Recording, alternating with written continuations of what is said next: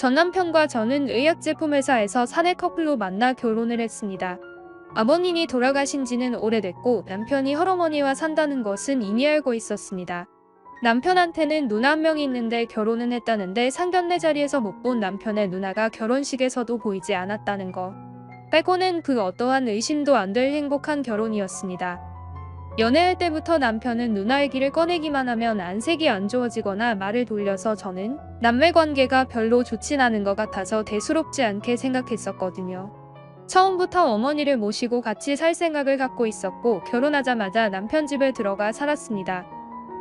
들어간 지 일주일 정도 지나니 시어머니께서 기특하다며 낯선 환경에 적응도 잘하고 함께 이렇게 행복하게 살았으면 좋겠다고 말씀하시길래 어머님도 건강하셔서 오래오래 저희 효도 많이 받고 사세요라고 말씀드렸더니 갑자기 정색을 하시면서 이러시는 겁니다. 아직 내가 나이 많은 병든 노인네도 아니고 건강에 이상도 없고 나 정도면 건강한 건데 그걸 꼭 그렇게 되지 않길 바라듯이 말로 강조를 하냐고 하면서 그리고 시어머니 앞에서 그렇게 저희란 말을 어떻게 쓸 수가 있냐. 그리고 효도란 말도 하지 마라. 듣기 하나도 안 좋다. 나도 지금 한참 활동할 수 있는 나이의 아들이랑 같이 여기저기 다니며 뭐든지 해줄 능력이 되는데 네가 뭐 얼마나 능력이 있다고 나한테 효도란 말을 짓거리냐고 말씀하시는 겁니다. 정말 눈 하나 깜빡이지 않고 속사포같이 저렇게 말을 하니까 저는 그냥 어안이 벙벙해서 듣고만 있다가 울먹이는 목소리로 죄송하다고 방으로 들어왔던 기억이 납니다. 그 후로 점점 저는 그 집안의 병풍이 되어가고 있다는 것을 느낄 수 있었습니다. 하루는 저녁 준비를 하고 있는데 남편이 베란다에서 담배를 태우고 있었고 그때 시어머니께서 몰래 까치발로 남편 뒤로 가더니 깜짝 놀래키는 겁니다. 그러면서 남편과 시어머니는 서로 장난을 치다 시어머니가 아들도 엄마 치치 만지기만 해봐 이러면서 귀여운 척을 하는 거예요. 근데 남편이 그 말을 듣고는 시어머니한테 머리를 막 들이밀면서 왜 난 계속 만질 건데 하면서 장난을 치더라고요. 그때 제가 부엌에서 고개를 돌려서 봤더니 시어머니가 저를 힐끔 보시고는 남편한테 하지 말라는 식으로 애교를 부리면서 가슴을 아들 입 쪽으로 자꾸 갖다 대는 게 보였습니다. 처음엔 그냥 진짜로 장난인 줄 알았습니다. 셋이서 외출을 할 때도 시어머니께서 항상 저한테 손을 내밉니다. 물론 시어머니는 저와 손만 붙잡았지 몸은 남편에게 기운 채로 남편과 둘이 얘기를 하죠. 저는 소외당하고 걷다 이웃이나 아는 사람을 만나면 시어머니와 제가 손을 꼭 붙잡은 걸 보시고는 어쩌면 이렇게 고부관계가 좋으냐며 칭찬이 자자했습니다. 한 번은 시어머니께서 저를 모임에 데리고 가셔서 소개와 인사만 간단히 시켜주고 저보고 바로 집에 들어가라고 했습니다. 그리고 저녁에 남편이 오면 이렇게 말을 합니다. 오늘 엄마가 친구들 모임에 며느리 데려가서 인사시켰는데 그 친구들이 새애기가 교양도 없고 토미가 없어 보인다고 싫어하길래 새애기가 민망할까봐 얼른 집에 들여보냈다고 했습니다. 그래서 자기가 우리 며느리 그런 애 아니라고 얼마나 입이 닳게 칭찬했는지 몰라라고 얘기하더군요. 남편은 사람들한테 흉듣고 다니는 저를 안쓰러우면서 한심한 눈빛으로 보고 시어머니는 못난 며느리 거두어주고 다니느라 애쓰는 천사 보는 듯한 눈빛으로 보더라고요. 그렇게 결혼한 지 얼마 되지도 않아 저는 정말 존재감도 없고 하찮고 별 볼 일 없는 여자가 되어갔습니다. 관계 또한 3년 동안 신혼여행 이후로 한 횟수가 30번도 안 했습니다.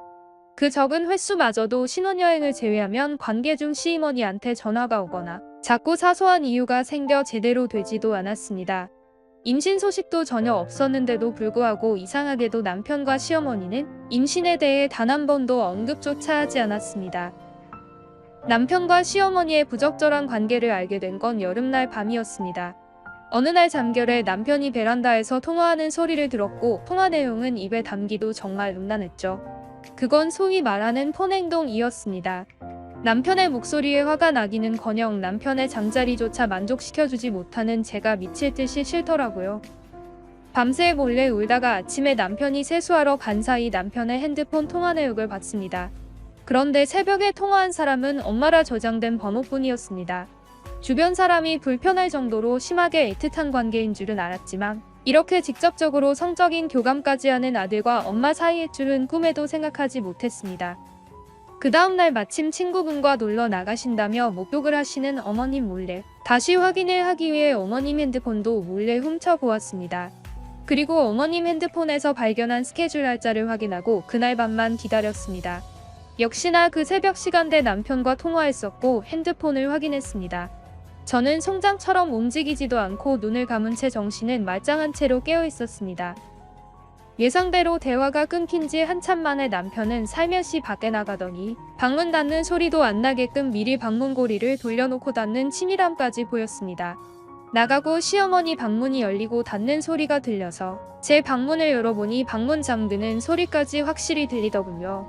거실로 몰래 나가서 어머님 방에 귀를 대고 왔는데 둘이서 무엇인가를 속삭이고 웃긴 하는데 자세히 들리지가 않았습니다. 그런데 둘의 목소리가 자꾸 어디론가 새어나오는 느낌이 들어서 둘러보니 다행히 그날이 여름인지라 베란다 쪽으로 연결된 창문은 열어놓은 모양이었습니다. 허리를 굽혀서 거에 기어가는 자세로 베란다 쪽으로 가서 머리를 조금 들어 시어머니 방을 보았습니다.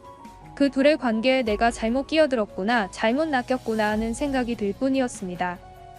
다음날 시어머니와 전 남편을 앉혀놓고 두 사람이 무슨 관계인지 알고 있다고 말했더니 이 두 사람은 꿀 먹은 덩어리가 되더군요. 그리고 이혼 얘기를 꺼내니 남편은 아무 말도 없이 순순히 응했습니다. 그래도 내가 2년 동안 그토록 외롭고 우울해하며 신혼이라 보냈는데 그래도 남편이 사랑했었다. 홀어머니에 대한 감정은 연민이라는 애정이었다. 다시 기회를 달라 그런 말들을 해도 받아줄 생각은 추호도 없었지만 그래도 그런 말로 2년이란 시간을 보상이라도 받고 떠나고 싶었는데 정말 너무나 태연하게 이미 예정하고 있었던 일이라는 듯 일사천리로 이혼 과정을 처리해 나가는 거니 그동안 내가 이 집안의 투명인간이나 병풍쯤으로 느껴졌던 게 맞았구나 하고 확실히 깨닫게 되더라고요. 이혼을 한 뒤 얼마 지나지 않아 전남편의 누나라는 분을 만나게 되었습니다. 전남편과 시어머니와는 아예 연을 끊고 사는 이유가 그 둘의 관계를 알기 때문이라고 확신을 했고 두 사람의 관계를 설명드리니 역시나 담담하게 응하셨습니다. 전남편의 아버지 되시는 분이 남편이 3살 되던 해 돌아가셨는데 돌아가신 것도 충격이거니와 그 장례식에서 아버님께서 바람폈던 여자의 존재를 시어머님이 알게 되었고 남편이 죽었다는 충격과 동시에 그 배신감이 아들에 대한 집착과 사랑 그리고 남편에 대한 애정 결핍이 모두 아들에게 쏟아진 것 같다는 말을 들었습니다.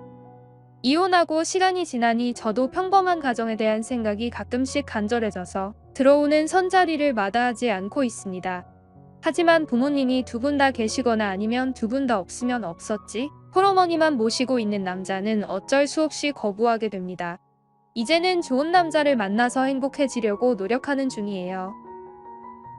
오늘의 이야기는 여기까지입니다. 행복한 하루 보내세요.